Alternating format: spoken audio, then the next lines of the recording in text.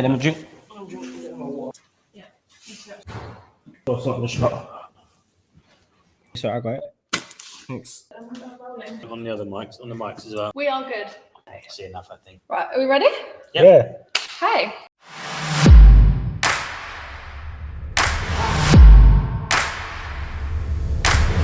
Hello everyone and welcome back to the Target Transfers podcast, the #1 heat printing podcast in the world. Today we are joined by Taffy from Print Press Pros.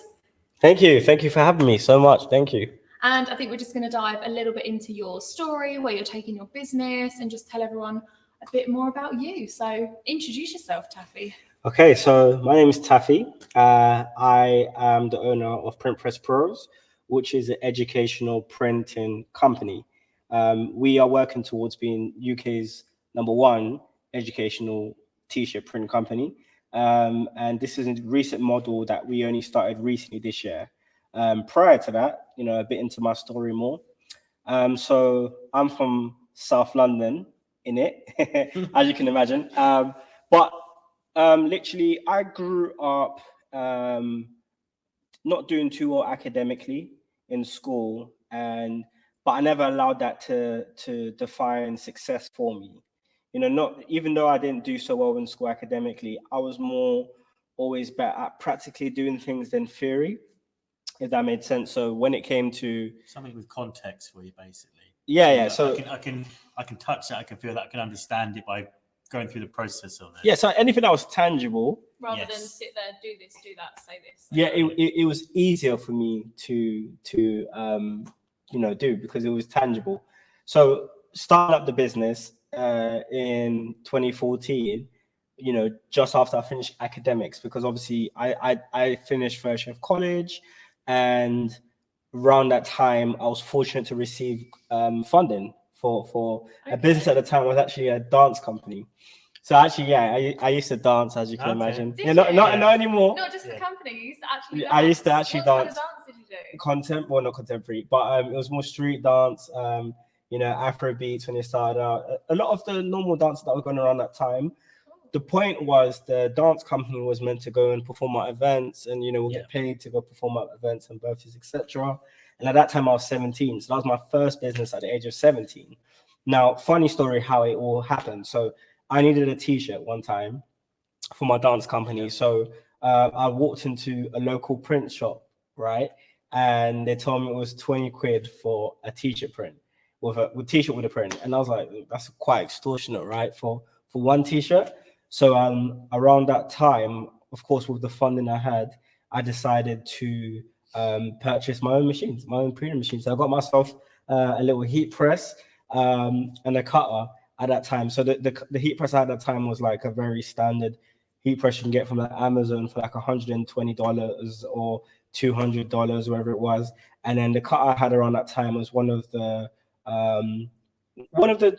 Chinese cutters online, which were like 400 quid, 500 quid at that time. So I had that set up. It was a heat press and cutter.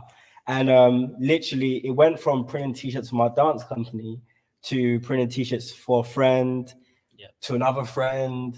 And then before you know it, I'm printing for like more corporate clients, artists, celebrities, YouTubers, the council, etc. So it was organic growth. Yeah, it was organic.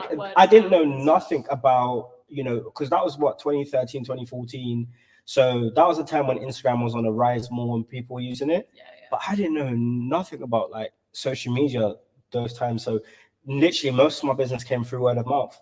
Which is exactly what we were saying on the last podcast episode. Somebody wrote in with a question about how to get more business when they first start out. And we were saying about localized business, and it's sort of what's on your doorstep rather than the international sort of side. No, definitely. Like most of my business came from referrals. Working with this person, and that person's like, no, Taffy did a great job for me. Let me work with him and get some stuff done, etc. And it became a thing where it just trended. I went from doing like £50 a month to like 5,000 to 10,000 in revenue.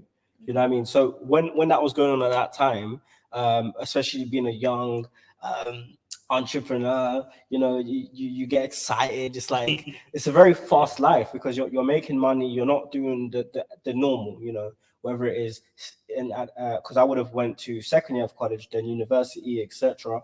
So not doing the norm was obviously a bit different for me. Of course, that came with a lot of challenges. You know, some of the challenges that I faced were making a lot of mistakes. You know how it is. Within running a business itself isn't easy. Yeah. So like there's the financial side of running the business, the admin side of running the business. There's so many parts to it. Yeah. And I literally was doing all of these things and figuring out how to do all of these things, whether it was how to reach out to customers, which was something that I was mastering at a point because I was getting the customers, but then it was on how to manage customer orders, if that makes sense. And then it was like going from somebody ordering t-shirts and I'm telling them, yeah, I'll get them by this day, and then not being able to keep up to those days because I didn't take into consideration time scaling and understanding booking in jobs and making sure I know I can get done by this day, over promising or no, under promising but over delivering. Is that the expression they say? Mm-hmm. So it's like I'll try to always find best ways to improve, but before all of that I was making a lot of mistakes. So the mistakes were crazy because I remember there was a time, this is a funny story, so there was an event, I think it was like a sponsor event going on, and one charity basically ordered about 300-400 t-shirts. Now this is all before screen print transfers, I even knew, but so they ordered about like 300-400 t-shirts, and they had like 6 colors, front and back, by the way, front and back, 6 colors. Yeah. And I remember the plan was to outsource the order. The plan was to send the order to a screen printer to get done. Yeah. That would the only way it would make sense, because it was polyester t-shirts. That was the only way you could get screen print. It wouldn't have been done DTG because polyester, DTG, how it goes. So that was the plan. I get the product sent to the supplier to get done. The supplier loses the parcels. The boxes go missing, completely missing. And I'm stressing in my mind now, thinking I got 3 days to deliver this project. And I remember that happening, and I was just so stressed, thinking what am I gonna do? Long story short, they found the boxes. They found the boxes now. That was lucky. But that wasn't the end. That wasn't the end of it. They find the boxes, and then they come back to me and they tell me they can't get the order done. And at that time, what did I do? I already spent some of the profits because I thought the order was already done. It's out of the way. I don't have to worry about it. So I can, spend the profits now. But that's where I went wrong. And then at that point, so they had to send the order back to me, and I had to figure out how I can get this order done in 3 days. Because there was no way I was going to go back to the customer and tell the customer, oh, sorry, I can't get the order done. It's too short deadline, when I've already told them I can get mine by this day, and to come back and tell them I can't even refund you your full amount because I've spent some of the money. You know what I'm saying? So you haven't got your job yet, but I've spent your I spent some, you know what I mean? So that was one of the mistakes I made. And I remember with that order, this was like the craziest moment in business, like the craziest. I tried to get that order done. That took me 4 sleepless nights. It was like a Thursday morning, 7 a.m, until Saturday morning. I was working on that order. I didn't go home. I didn't sleep. I didn't eat. Well, I ate. I tried to eat anyway. I didn't shower, obviously. I was literally working tirelessly straight for those 3-4 days to try and complete that order. And the saddest things about it is that I didn't even get to complete it. I only got to complete the front of it, and then the back of it, obviously with all the sponsors. That was the most important part of the t-shirt I didn't get to do, which was like a very awful feeling, because it's like, somebody, especially when you're scaling up in business and you have somebody vouching for you and you let them down, it's the most painful feeling ever, because it's like, this person vouched for me. They spent like 3-4, because there's like a 3-4 grand order, and I let them down. Like, I actually let them down. I remember that day, I went back home and had a shower, of course, and then and ate something. ate something, definitely. And I remember just staying in bed for 2 weeks. I stayed in bed for 2 weeks. Obviously, I got out, here and there, but I didn't leave the house for 2 weeks. I was, what's the word? I was paralyzed. I was just like, I didn't want to touch another t-shirt. And I was having like PTSD of t-shirts in my dreams. Like, I don't want to see no t-shirt. And Amazing, continuously printing yeah, t-shirts. I was I I definitely started to hallucinate on the third day. I was like seeing shadows and stuff. Definitely. They've come to get the order and it's not ready. No, literally, like the crazy thing about that story, I forgot to point out, they were actually so lovely as well. They actually came out their way to help. When I actually came forward to them and told them the truth, that this happened, I spent some of the money, this happened with the supplier, they actually came out their way and they actually helped. I remember the lady at the time, she was a few months pregnant. She came with her toddler, her husband. They all came together and they actually helped me with the order, which is something you don't expect. It's unheard of. You don't expect to happen. But I think they had sympathy for me because I was what, at 18, 19 at the time. So like I said, a lot of these mistakes I made was very, very young in business. 18, 19, 20, 21, you know what I mean? So it's like I had to, learn the hard way. That was one of the biggest things in business, cash flow. Because obviously starting a business, most people don't have capital. Stats show most businesses fell within the first 2 years due to lack of capital, experience. Sometimes people say location and other things, but those were one of my things that I went through, like lack of capital. So it was like, for me, it's either it's going to work or it won't, if that makes sense. So when I went through that experience, I remember I never wanted to touch a t-shirt ever again. I remember I said, I'm just going to go back to academics. I'm just going to go work full time. And because I didn't feel like I had experience, because I left college studying like a BTEC level 2 in business, and then going to this business, I felt like I had no experience. I felt like no one was going to employ me. I thought, what am I going to do? I'm just going to go work. Nothing against Lidl. I was going to work Lidl night shifts and etc.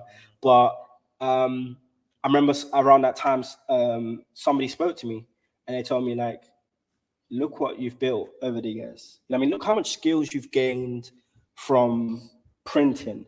You learn how to use Adobe, Illustrator, Photoshop, Premiere Pro. You learn how to use a vinyl cutter, a heat press. Go and do it again. Go and do it again. Use these skills and go and do it again. No, and the thing is, at that moment, it's funny because I never thought about that. When you're at your lowest point, all you think about is giving up. All you think about is, let me just, run into the little corner and just forget about all of this. But at that moment, it uplifted my spirit, and I felt like, yeah, I could give this another chance. Yeah, it's about looking back as how far you've come rather than it's like the post we share on social sometimes, and it has like 50 steps behind a person and 2 above it, and it goes, you always look at the hurdle of the top 2 steps, never the 50 that you've already climbed up. And don't look back to see what you've already accomplished, like you were saying. No, definitely. And that's how it was for me. And another thing as well, that when that person, the person I spoke to, I remember them, organizing and coming together to work with another person who was a landlord at that time that I was renting a space in.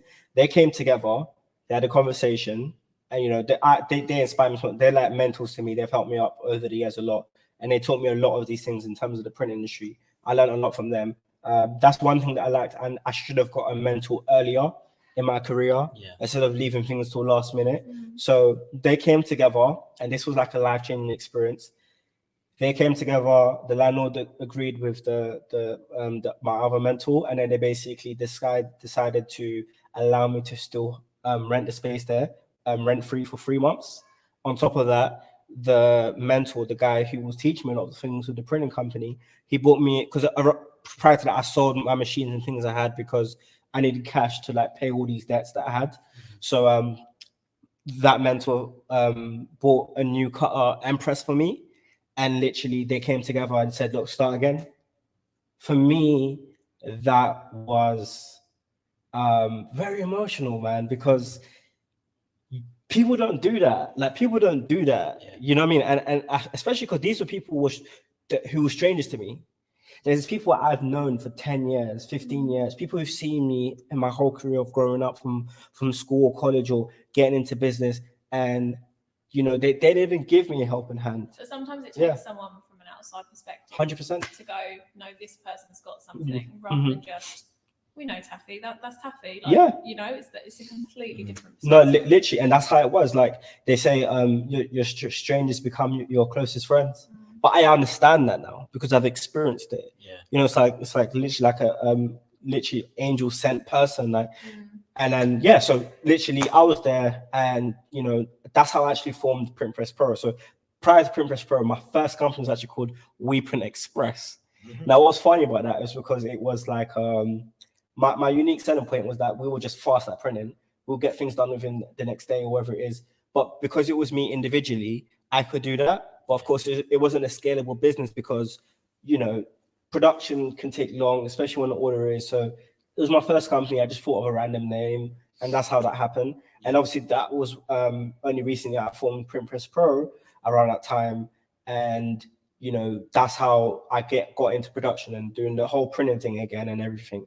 Now, when it got back into that business, I had those mentors around me as I was speaking, as I was talking about. But one thing that I changed in terms of how I did business differently was education, like understanding the printing methods, understanding how things work, understand how long a job will take. If somebody wants to order 100 t-shirts and they say they need it in 24 hours, can I get it done? Does it sound like it can work? Charging right, pricing right, making sure that I organize things in a way where I know I can get this done. And of course, with the financial side, making sure there's a cash is in the bank to be able to do these things. So once I set up all these things, the business scaled very fast. So I literally, those are times when I was going from like 5, 6, 7, 8, 10 grand a month in revenue, and it was just scaling as the time was going on. And that was the best, most consistent time of being in business. So 2019, funny enough, around that time, I decided to take a break from business just to gain more education. Okay. So I gained more education by working for one of the biggest printing companies in the UK at that time. And when I was working with them, I was trying to gain the experience I needed to be able to implement it within my own business. Yeah. So I worked with them for a period of time. Funny enough, it was during the pandemic. So when the lockdown happened, you know, I was, you know, furloughed and getting paid to be at home and stuff, which was fun. But at the same time, it was great because I felt like I needed that break. Because when you're in business, especially from a young age, it's like getting on a train that doesn't stop. It just goes and goes and goes and goes and goes. And you need to get off that train. And if you don't get off that train, you're eventually going to crash. Do you feel like you feel guilty when you do take a break and then you constantly think, I need to do this, I need to do that, and you struggle to switch off? 100%. But like, that's why like it comes with maturity today to be able to be disciplined enough to make those decisions, because that's what it's all about. It's about creating habits and new habits all the time. Like, because whatever worked then. Some things can't always work. That's why you always have to change your routine and see what works, what doesn't work, and learn from your mistakes. That's everything in life, though, isn't it? Yeah, Not just yeah. business or printing, that can be applied to anything. No, definitely. Like, and learning from those mistakes. And that's why I said, okay, that's why I'm going to focus more on education. So that's why I started learning more about the print industry. Actually understanding, what does this mean? What is vinyl? How is it made? How does it work? How much does it cost? What are the costings of it? Okay, if I do like a left chest print, I know that's going to cost me like 20p. So I'm going to charge this amount, because if I charge that amount, I know it will be this profitable, if that makes sense. So that's how I was able to create systems and processes in the business. And I understand actually how to run a business. It wasn't just a t-shirt, little t-shirt business from home anymore. I was actually trying to turn it into a sustainable business. And that's how we became Print Press Pros. And then obviously now, today, you know, how we changed our business model was mainly from everything we shared. So in terms of like whole 8 years of, you know, being a t-shirt printer, garment decorator, or however anybody brands it today, you know, we've, you know, myself, I've realized that I've gained a lot of experience over the years where now I'm willing to share. I'm willing to share, and I want to be able to help other entrepreneurs out there or small businesses that actually need the guidance or help in terms of their t-shirt business or starting a t-shirt operation or wherever in a workplace, etc. And yeah, like we currently, you know, set up to run programs now. Soon going to be start doing the workshops in certain in companies. You know, we want to reach out to certain sectors like the schools, colleges, universities, even prisons. One of the things is prisons, because in the community where I come from in London, there's a lot of young people who are challenged with a lot of problems and lack opportunities. Most of them end up going back and reoffending into prison, or getting back into crime because they lack certain skills. You know what I mean? And this, I feel like in this industry, is so consistent. Like we have t-shirts to print every day. You know how it is in production. There's things to print every day, and I think that's something we want to offer. We want to be able to offer employment for these young people who actually want to start a tea business one day, like myself, or anybody who wants to start their own company. One day. That's how we plan to do it. So with Print Press Pro now, we are officially on the way to becoming UK's first educational print technology company, where we can teach people about heat presses and transfers and how to start a t-shirt business and scale it up. So yeah, that's the main focus of us now. Sounds like a very busy year ahead of you. It is a very busy year ahead of us, but this is why I work more with patience and allowing the process to happen today, because before, when I was younger, we live in a time with instant gratification. You know what I mean? So it's like we want to see things now. Especially being a young person. I'm 26 now. When I started, I was 17, 18. Like my head was all over the place. Like I wanted to do everything. I wanted to spend my money how I wanted to. I was trying to, have that mindset as, I don't want to work a 9 to 5. But the reality of it is that 9 to 5 is put in place to be able to have a structure of your day. Like it's not, you can't look at it as 9 to 5 and 9 to 5. No, it's a structure of a day. Like those are the times that people work and the time people finish work. You have to have, if you don't have no structure in your day is not going to be as productive as you want it to be. So I had to understand that. I can't just be like, oh, now I'm an entrepreneur, I'm only going to work 2 hours a day or 1 hour a day. The reality is when you start a business, you're probably doing 56 hours a week. That's the reality. Of course, the long term, like in terms of where I am today, where I can work 3 or 4, 5 hours a day, is from allowing time to happen. Spending time teaching others. So I don't have to focus on production. Like right now, let's say I'm here with you guys. I've got people I can, trust and rely on to continue with production as I'm here. But it's about taking that time to train people, taking that time to make that education, taking that time to learn these things. So that's what I'll mainly say. Yeah.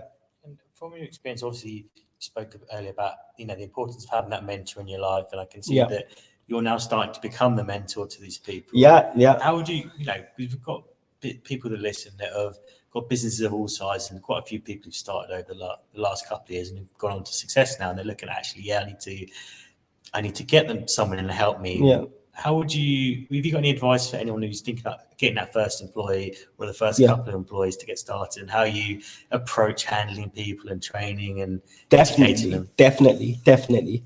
Well, the first thing is that you don't have to look everywhere to find these things. Some of these things are literally in front of you. Like a few books I was reading in the process of getting to where I am today were I'll start off with Profit First. That was by Mike. I can't pronounce his last name, but Mike Machek something. Mike Malak. I believe so. That's the one that is on your desk. Okay. Profit First. Really good book. Talks about profit, taking profit first as a business owner, and then how to manage those stuff. That just gives you a structure in terms of how to run a business. In terms of the financial perspective. I think he also talks about another book that is called Fix This Next, which is also, talks a lot about what is the next step in terms of fixing things in your business. One I'm currently reading right now in terms of employment and working with people is called Who. I can't remember the author's name, but the book's called Who. It's a white cover with a blue part on the edge of it. It talks a lot about employing people and how to employ people and etc. These are a lot of books that are out there that helps a lot in terms of working with people. But in terms of more the practical things, I think the main thing you want to do is basically document your processes. So if you know how to use a heat press, record it so someone can actually watch it and follow your steps. That way if it's everything's documented, you could automate it when it comes to training. I think there's platforms today like Trainwheel where you can upload all your training on there, and every new staff that comes in, you can just get them to like watch over the videos and learn how to do these things. Of course, things that are more practical and requires like more one-to-one support, you just got to dedicate the time. And it's worth it in the long term, because if that person masters how to do it, then you won't have to show them again. So sometimes it's about taking out the time and having the patience to show the person how it's done. Yeah. But like in terms of like overall mentorship, yes, find a mentor.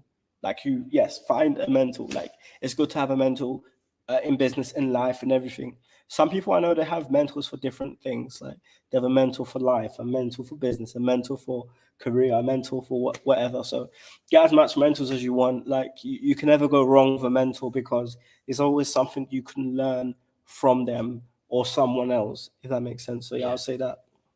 How did you find giving up the control? Did you have any problem with that? Hard. Difficult, especially when I worked full time. Yeah. When I worked full time, I think that was one of the questions the employer asked me.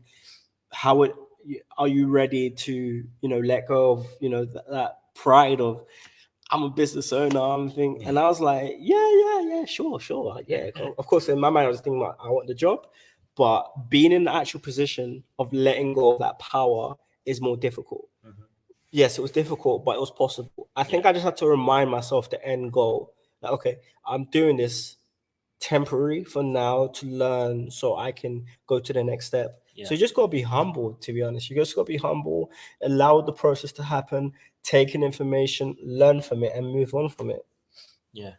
So one of the other things I wanted to ask you about is, obviously you're, a leading fulfillment company at the moment, but you've also actually started your own clothing brand along at the same time. So tell us about what motivated you to get going with that, and a little bit about the story behind the brand. Sure. So I have a brand called OVRCMRS,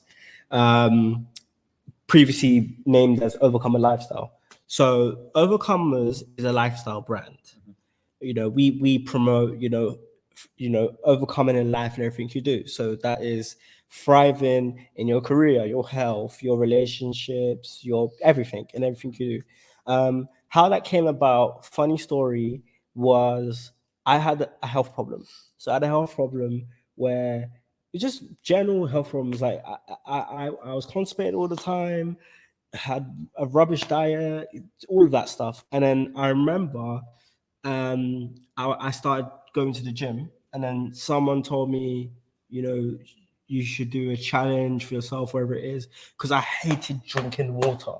I was one of these people who just hated water. I don't know why. I just hated water. I just like soft drinks.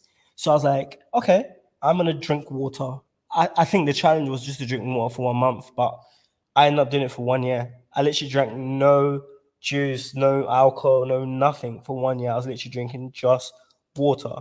And in that time, I saw so many health benefits. Of course, the health issues I had disappeared. And then after that, I obviously lost weight. I became healthier. And around that time, I was doing multiple challenges. I was doing like a vegan challenge, and I did this challenge and then this challenge. And that's how it became the Overcomers lifestyle brand. Right. So how it started is that I used to print like random t-shirt designs saying it. And then it had like symbols. So like a pound sign would be career, and then a heart will be health. And then it'll show different areas of your life. And then basically, a lot of people are like, no, this is really good. I'm buying the t-shirt, not because they only like the t-shirt, but because they like the meaning behind the brand. Yeah. Because of the challenges and all the things I was doing all the time. So I was like, okay, cool, let me do that. And literally it went from everybody wanting to be a part of the brand. And then I remember I had people messaging me on Instagram saying, I've been taking part of the water challenge for 2 months now, and I previously stopped smoking. When that happened, I said, yeah, this is what I want to do. Mm-hmm. This is what I need to like. I need to take this brand seriously, because this brand could be like the next big thing, etc. Yeah. And yeah, like years went on, and it continued to scale up, like till today. Like there's so many people. Like even this morning, somebody ordered some stuff, and then I was like, I'm always curious to find out where my customers come from. And then I asked the person, they said they literally were just looking around for like core brands and like the meaning behind mine. So they placed the order. I said, wow, that's great. Thank you so much. But I love it because it's like, when you put all that time into designing and working on those designs and doing the website and making it look so good, and you really working on concepts to make it, and people are like, yeah, we love it. It's like, it's such a fulfilling feeling. And then, yeah, literally, so all the challenges that I did, everything I've put out has, you know, played a big input with the brand today. And most of the products I make myself, but one of the things that I've set up recently is the print on demand, because I wanted to be able to have control of the brand at the same time as supplying for everyone, because I knew there's a lot of people who wanted, for example, to get a one-of-one piece.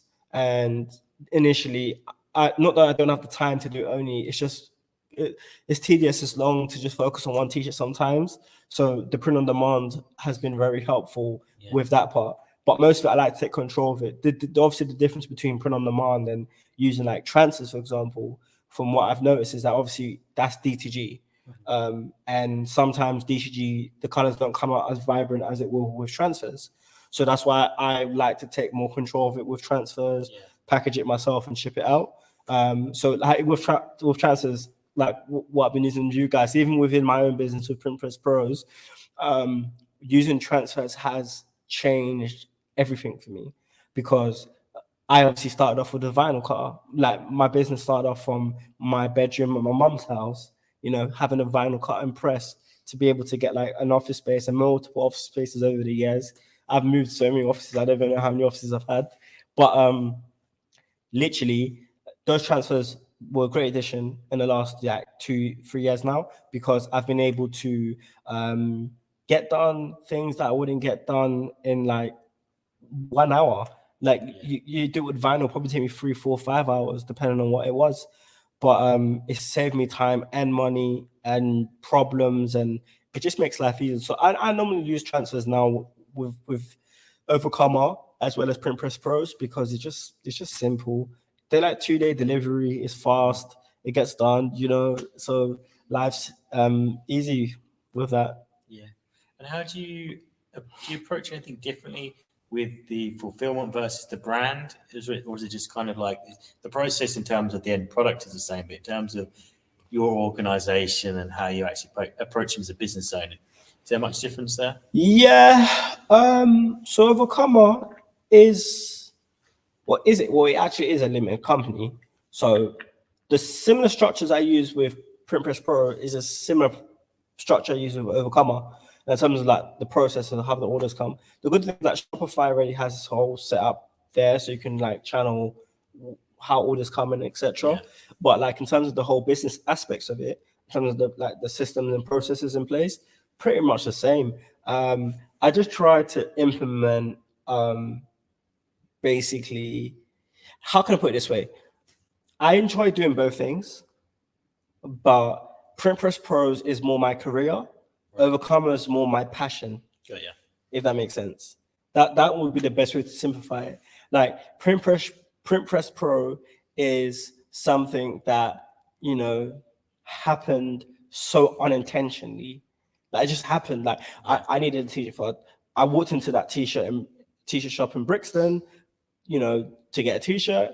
I'm like, okay, let me just get my own machine so I can do it myself. And then people ordered it and it just happened. That makes sense. But with Overcomer, it was more like I felt it's kind of like my purpose in a way, where I feel like I'm meant to be able to inspire people with my t-shirt designs and uplift their spirits and give them challenges to become better versions of themselves. So yeah. Okay. And there's probably quite a lot of people at the moment that are finishing up college or university, young kids like yourself when you first started. Is there anything you'd advise them to, especially ones that perhaps have no idea? I mean, most of them won't have any idea what it is. Some will be perhaps struggling more than others. Have you got any advice of how to just take on life or start their own business? No, definitely. Well, a great start is, if anyone's watching this now, you're already doing great, because the content is free. You can go, like most of the stuff that I've learned have been from YouTube. You know, go on YouTube, search these things. Like you can watch Target's videos, Print Press Pro's videos, and see everything we do, talk about with in terms of like starting a t-shirt business. But as well, at the same time, like there's so much to learn when it comes to starting a business or being an entrepreneur. You know, a lot of these things you can learn from, you know, like I said, watching videos or listening to podcasts like this, or, you know, just speaking to people. Networking was one of the biggest things as well that I went through. Just going out there. Like, I think if I didn't actually reach out to certain people, I wouldn't have had certain opportunities. Yeah. Sometimes you just got to ask. You just got to ask. Like, Target have set up this lovely space now where I asked if I can come down, and, you know, they organize the whole day for me to come and get some shoots done. So sometimes you don't know until you ask. Yeah. So you just got to ask sometimes, and, you know, it can all work out. And obviously I know that, you know, in London, you're trying to lead the charge and make a big difference for people who are underprivileged or just don't even know where to start. But is there any advice if someone's perhaps in a similar sort of spot to yourself, they've already got a business, already print business, and in their area of the country, you know, any advice you'd have for them if they wanted to reach out or to try and help other people that perhaps in their local neighbourhoods that, you know, where they might be able to make a difference and give someone their first chance? No, definitely. Like, I think it's having the mindset first. You know, a few years ago, I remember I didn't think I could help or give back to the community because I felt like I had to make it first. I had to make it in life first before I give back to the community or do something. But it's not true. It's a lie. Like, you can do the smallest things that helps your community. It could be the smallest things ever. It could be, you know, sign up to the local council and see if there's anything you could help her with. It could be the smallest thing at all. But then at the same time, it's also having a plan in place. You know, as I say, failing to plan is plan to fail. Like, if you have a plan in place and structure, you know, how you can start a business or how you can get into certain things, it will make things a little bit easier for you. And obviously, again, having those conversations, reaching out to people, networking. But at the same time as well, it's about finding ways to work together with people. I would say that as well, because I know a lot of people, when it comes to business, especially young people, everybody wants to do something. It's like he started a t-shirt business, so, you know, his friend wants to go do something else because he doesn't want to do the same thing his friend's doing. Right. Why not? Why can't you both do it together? Yeah. Why can't you both do it together or start your own separate ones? There's enough business for everyone. That's the truth. Yeah. Would it be competition? Yeah, but there's competition in life in itself. There's competition everywhere, but it won't stop you from getting business. You find your unique selling point. Find something. You might think to yourself right now, no, my friend's got a t-shirt business. Oh, why? If I start one, I'm gonna copy. No, you can do one as well. Like, there's enough business for everyone. Understand that, because at first when I started up, I thought, you know, there's probably not a lot of people who want to order t-shirts and blah, blah. That's just because I wasn't getting sales. Yeah. When I started getting sales, I understood, wow, I can't even manage all these customers that are coming in. So there is business for everyone. So you can do it. I think that's a really good point, actually. And something that when people come in through these doors or meet at events is that people don't appreciate just how many little niches and subsections there are in the UK garment industry, just in UK garment. And some of the people that have come through here, and you think, I had no idea that was possible to even. They literally focus on the most random thing, and that's the whole business. There's enough people that are fans of that. Like, you know, much like you're saying with you started out with a dance company. Yeah. But I would bet that you probably there's only like one person who owned that dance company who went to the same school as you.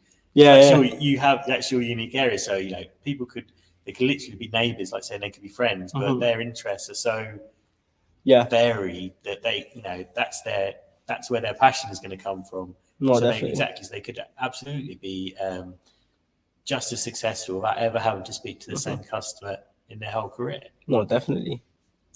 And so one of the things you've got coming up in the pipelines, you've got a big educational program that you've lined up with. Some of it's already started. Yeah. And this is for people who, not just for people who've never done anything, but it's also for people who've partway along their business career or, you know, even quite established. Because like you said, you should never be afraid of educating yourself on a regular basis. No, definitely. So could you tell us a bit more about what you've got lined up, a bit more about the courses and how people might be able to find them? No, definitely. So Print Press Pro, as I mentioned, is, on the way to become UK's first educational print company. Yeah. Like I wish, what I'm doing now, existed 8 years ago when I first started, because I, would have avoided a lot of mistakes.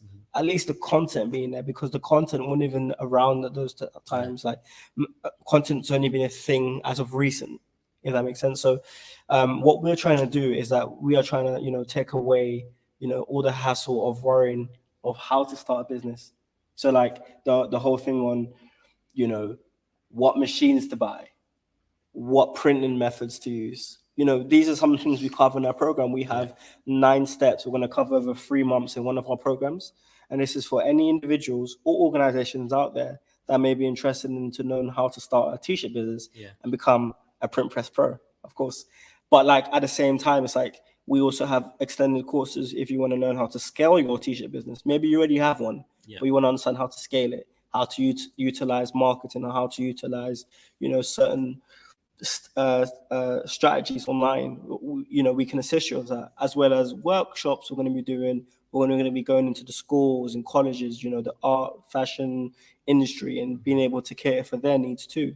As in most educations, like they don't cater for this type of industry in the way we will. It's going to be very intense in terms of like a lot of informative information, a lot of practical things are going to be able to, in terms of showing people how to use the machines and understanding everything. And those are a lot of things we're going to do.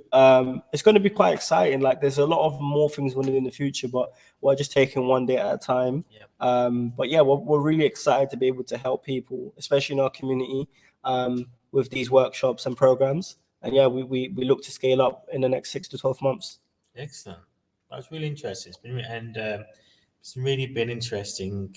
You've been here, so we've obviously been speaking off mic as well, learning more about your history. So it's really inspiring to see what you've achieved over the last 7-8 years and how you're looking to make a real difference for the next 8 years as well for yourself and your community that you're involved with. So take my hats off to you on that, Taffy. Really appreciate that. And so if people want to find you, where can they find you online or on socials? No, literally Print Press Pros everywhere.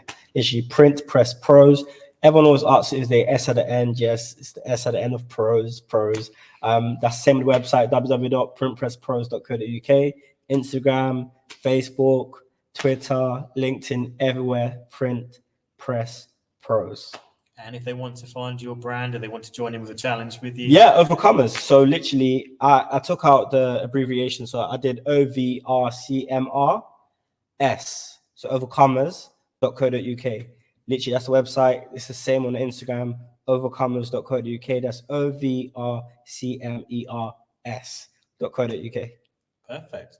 Anything else you want to add, Molly? No, I am good. That was really interesting. Thanks so much for coming on to our podcast. It's okay. I know I was looking at one with Andy. I wasn't, you know what I mean? It's all right. That's why there's 2 of us. No, it's been great. I think everyone's going to really enjoy listening to this episode. Hopefully some people can take away some lessons that like you've learned. Be inspired by your story, start their own, scale up, get in touch with you, etc. So thank you very much for tuning in today, everyone.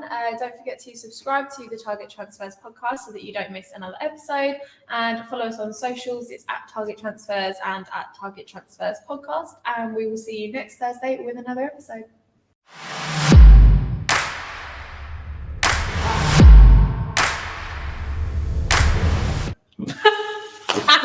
Really random. I'm never really sure how to say it.